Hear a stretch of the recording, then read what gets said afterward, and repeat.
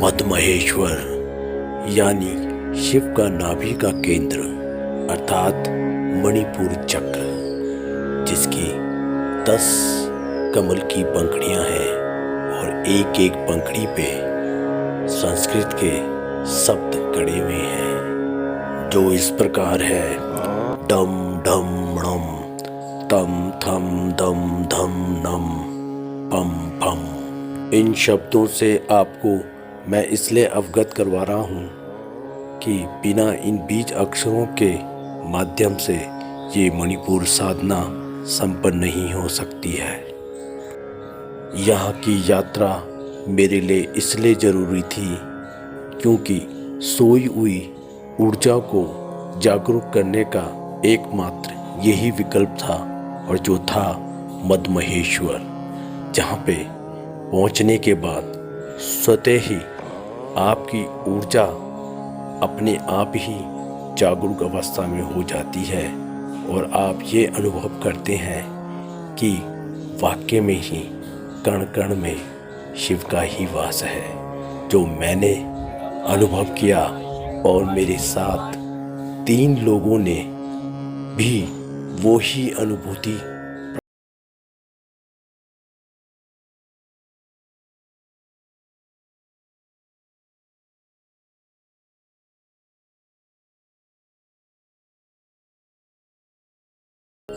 इस यात्रा का एक एक कदम मुझे उस सत्य का बोध करा रहा था कि मानो शिव समा रहे हो मुझ में और मैं सुनने।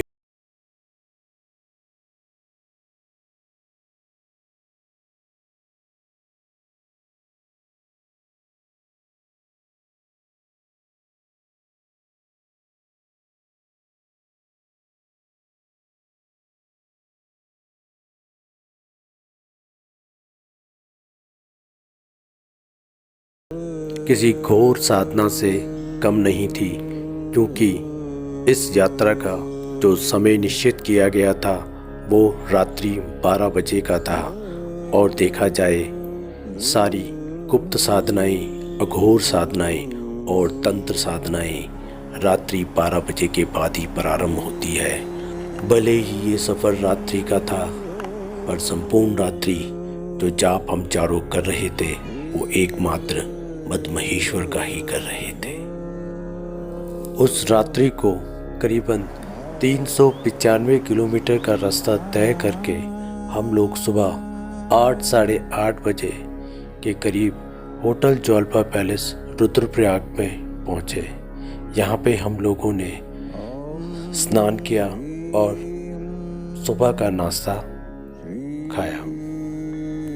उसके बाद हमारा सफ़र प्रारंभ हुआ अपने लक्ष्य की ओर, जो था मद्महेश्वर। अब आप लोग सोच रहे होंगे कि मद्महेश्वर में आखिर शिव की नाभि क्यों और कैसे। तो सुनो, ये कथा इस प्रकार से है। जब महाभारत का युद्ध समाप्त हुआ तब पांडवों को कोढ़ हो गया, और जब भगवान कृष्ण को पांडवों ने पूछा कि हे परमेश्वर, ये हमें किस पाप की सज़ा मिली है, तो भगवान कृष्ण ने उन्हें बताया कि कुल हत्या करने का दोष जो तुम लोगों को लगा है वही कोढ़ बन के तुम्हारे शरीर में आ गया है। तो पांडवों ने पूछा कि प्रभु, इसका निवारण भी तो आप ही बताएंगे।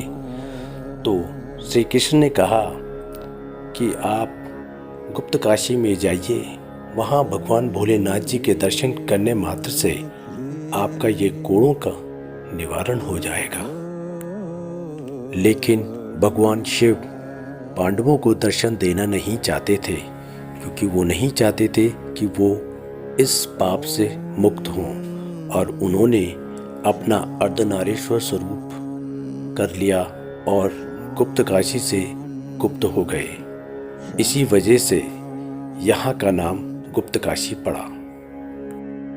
गुप्त काशी में भगवान शिव को ना पाके पांडव विचलित हो गए और व्याकुल हो गए। उन्होंने फिर पुकार लगाई, हे केशव, अब भगवान भोलेनाथ जी को हम कहाँ ढूंढे? हे केशव, हमें बताइए। तब भगवान श्री कृष्ण ने पांडवों को बताया कि यहाँ से तुम गौरी कुंड की तरफ जाओ और वहाँ गौरी कुंड में जो बैल तुम्हें नजर आएगा वही भगवान भोले शंकर जी होंगे।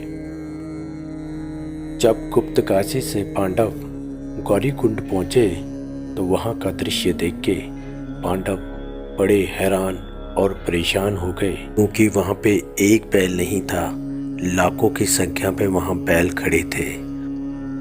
तब पांडवों के पुनः आग्रह करने पर भगवान कृष्ण ने पांडवों को बताया कि इन बैलों में से जौन सा बैल हिलेगा डुलेगा नहीं और एक ही स्थान में स्थिर खड़ा रहेगा तो मान लेना भगवान भोलेनाथ जी वही हैं। और तब उनको वहीं पे कस के पकड़ के माफ़ी मांगना और अपने पापों का निवारण करने के लिए आग्रह करना। उसके बाद पांडव एक एक करके सारे बैलों को हिलाते हुए गौरी कुंड से लेके केदारनाथ जी तक जा पहुँचे। और वहाँ पे केदारनाथ जी का जहाँ शिवलिंग आज की तारीख में जो स्थित है, वहाँ पे वो बैल जो ना हिला ना डुला, अपनी ही एक जगह में स्थिर खड़ा था, वो पांडवों को मिल गया। और जैसे ही पांडवों को पता चला कि ये भगवान भोलेनाथ जी हैं, तो वो बैल अंदर की तरफ धंसने लगा। और जैसे ही वो धंसने लगा, भीम ने उस बैल की पूंछ पकड़ ली। तब पांडवों ने बोला कि हे शंभू, हमें हमारे पापों से मुक्त करो, हमें कोढ़ मुक्त करो।